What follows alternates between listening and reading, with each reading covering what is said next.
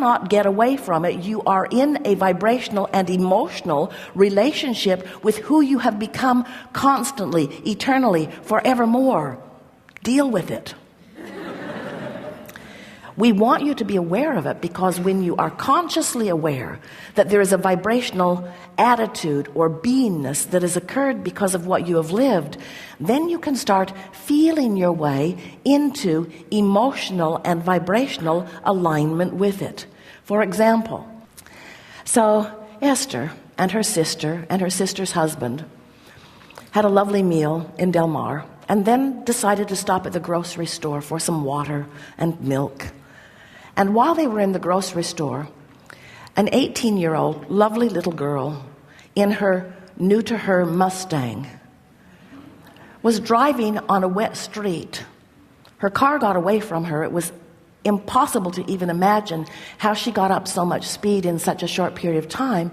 And she buried the nose of her little Mustang in the nose of Esther's Cadillac Escalade. Buried it in the nose of Esther's car and the Jaguar that was sitting next to it.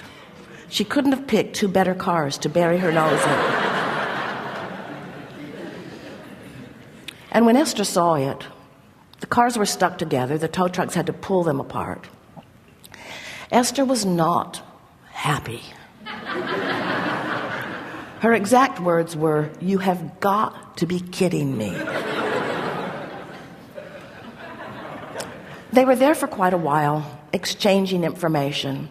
And Esther was thinking to herself, how could someone be so irresponsible as to let their car get away from them and make such a mess of my beautiful car for no reason? This was just unnecessary. And her father was there, and he was very, very mad at her.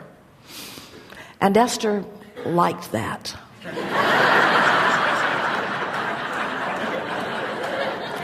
Because Esther was very, very mad at her too. No reason for this. And then, as things unfolded and the cars were apart, and Esther realized that her car was drivable. In fact, everything worked. The headlights worked. She could not have picked a better spot. Even the signals worked. The car drove normally. It can be repaired. And so as Esther sort of settled down from it, she began recognizing the discord that she had caused herself by her knee-jerk response to a situation and her subsequent departure from who she really is. Now,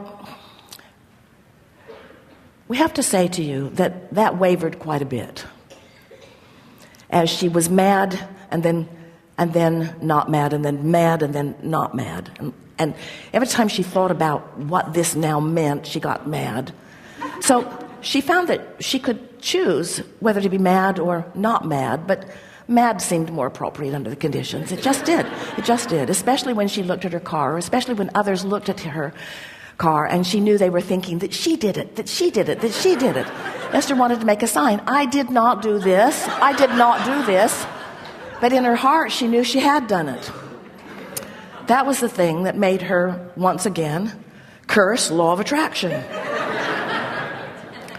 So she began sort of reporting to those who were around her. I'm not as bothered by the paint and metal that has to be reconfigured as I am about my point of attraction.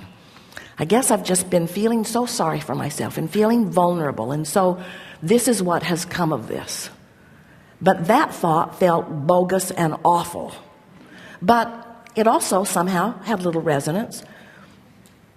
In other words, things like that shouldn't happen to people who are deliberate creators, and yet there it was, a big hole in the front of her car. And so, as they were pulling the cars apart, her brother-in-law had said, you know, Esther, I don't think you're going to have too much trouble with this car. This car is a tank. And when they pulled the cars apart, everything seemed fine. They drove away. She drove it here. You can see it if you'd like. Just don't take pictures and put them on the internet. She doesn't care. And so then she was visiting with us about it, wanting to know what her point of attraction, what does this mean about my point of attraction? And we explained to her that we are not going to make her the exception in the universe. You are not the exception in the universe. Of course, everything that happens to you is part of your attraction. And then she recalled that at the intersection, as they turned in to the grocery store just before, a car had run a red light right in front of them, and the other cars had honked. And Esther had commented, glad they didn't collide, because we would have been innocently involved in their wreck. Those had been her words right before this. So now she's starting to see some of the correlation between how things come together. And then we said to her, Esther, your Cadillac is a tank, and you are a tank too. And Abrahamhicks Publications is a tank. In other words, of course there are cosmetic things that you're working on all the time. Of course there are things that you're molding into place all the time. But you are strong and you are stable, and this is analogous to the stability of that which you are. So she said, I'm going to drive that car around with a big hole in it for a while until they can fix it. What we're getting at here is you can take every situation in the world and you can look at it through your physical eyes, which are often leaning more in the direction of vulnerability, or through your non-physical eyes, who are always looking for your strength. The source within you knows who you are, knows the stability of your being, and never sees anything that you're living in the attitude of vulnerability to you, because the source within you knows the backup systems you've got going on. Do you understand what we're getting at? As you are determined to feel your power rather than your weaknesses, your strengths rather than your weaknesses, your clarity rather than your confusion, your sureness rather than your unsteadiness, as you begin to get glimpses and you begin to deliberately want to practice the vibration of that well-being, what begins to happen to you? Oh, of course, you're going to rendezvous with all kinds of things. You're out here in the world, and there is nothing that comes to you that does not come on the powerful, well-defined, always accurate, always fair basis of law of attraction. Nothing ever comes to you that isn't about that. But we want you to know, you have the choice in every moment to define how you want to feel. And if your desire to feel good is strong enough, you will always find a way to come back into your power. So now the man from State Farm is looking at the front of Esther's car, and Esther is explaining to him how it happened, really wanting him to know she just didn't bump it up on something.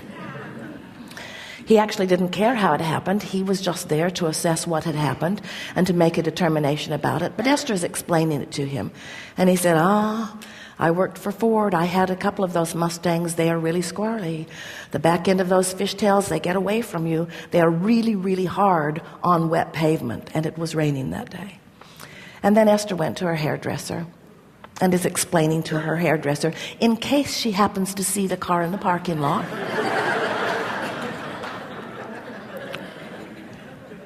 and her hairdresser said, I had 2 Mustangs. They are really difficult on wet roads. There's something about the back end of those that makes them really hard to control. And suddenly, Esther is feeling relief, because she had been holding that one little nugget of blame to that little 18-year-old girl who the last time she saw her was in the parking lot crying until her eyelashes were coming off, wanting Esther to know that she didn't mean to do it, she didn't mean to do it, she didn't mean to do it, she didn't mean to do it. So Esther called her father and said, I just want you to know that 2 people today told me exactly the same thing, and I think we should all let your little girl off the hook on this. He said, what do you have to say?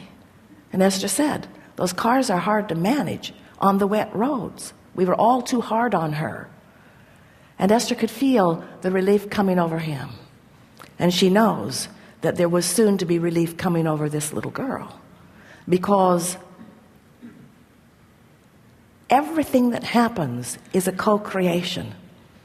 And when you decide that you're going to blame the one who seemed at most fault, instead of take responsibility for the part you play, the reason you feel so awful is not because you're mad at the little girl. It's because you're all upside down about how things are being created in your reality. You are running around this planet as cooperative components to one another, not to do bad things to each other and not to teach other lessons, but to sift through the data, to put things in your vortex to which your inner being is already aligned so that you can experience the joy of alignment. So then Esther began noticing what fun it was. She met a whole host of new people on the process of getting this into alignment, and there's still more to come. More lovely people interacting on different levels. Isn't that what life is all about? And so, of course, you don't want someone to bury their Mustang in the front of your vehicle. That's not our message here at all. But we are acknowledging that there are plenty of things that you don't want that are bumping into you. Plenty of things that you don't want that are bumping into you. And your reaction to the bump, it's normal when you first get bumped to have a knee-jerk reaction. Maybe if you don't really understand who you are. But in time, the woman who drove the Jaguar was standing in a more stable place than Esther in terms of her life. Her husband came to assess it, and they were both smiling in the parking lot. And Esther said to both of them, "Stop smiling. You are far too happy. This is what I teach, but it is not what I live. You are smiling too much here." And of course she didn't mean it, but isn't it annoying to see someone living the exact thing that you are living and feeling so differently about it, you see? And what we're wanting you to understand is that the source within you, that your inner being, that who you really are, that is converging with you out here on the leading edge of that which you are living, that source within you has a different opinion often than you do if you feel anything less than wonderful. The source within you is always acknowledging the value in the rendezvous. The source within you is always looking for the positive aspects and the benefit of. And when you make one small decision, and it really is a smaller decision than any of you realize, when you make the small decision that you are going to feel good no matter what, that today, no matter what you are doing or where you are going or who you are doing it with, that you're going to look for reasons to feel good, you begin to tune yourself to the vibration of the source within you, and then that becomes your dominant point of attraction. Instead of some conversation, you see, everything that happens has some law of attraction vibrational hook. It was not accidental that occurred right after Esther had fanned the flames of people doing weird things in traffic that made her a vulnerable target. It's not an odd thing. It was not a strange coincidence that as Esther came into the parking lot, she picked that place to park. None of this is accidental. Nothing is accidental. Everything is vibrationally aligned. And the composite of vibrations that you hold are all part of it. So was this an awful thing that happened? Certainly not. Are there awful things that happen? No, not really. This is the thing that we want you to understand. From your broader point of view, everything fits into vibrational alignment with the well-being that you want and deserve. And as you begin looking for evidence of that, you begin living more of those moments so that it's peak, peak, peak, peak, peak, peak, peak, peak, peak. It was a peak moment for Esther when she called that father and explained to him her newfound perspective and expressed through the tone in her voice and through the conversation that she had her genuine love and appreciation, her genuine affection and desire for well-being for the young girl who just 2 days before had caused her something entirely different than that, or at least that was the credit that Esther was giving to her. When you come back into alignment, it's because you have aligned with your inner being. When you feel good, it's because you've aligned with who you are. When you feel bad, it is because you are not aligning with who you are. And whoever is running into the front of your car is irrelevant to the equation, really, really, really, really, really.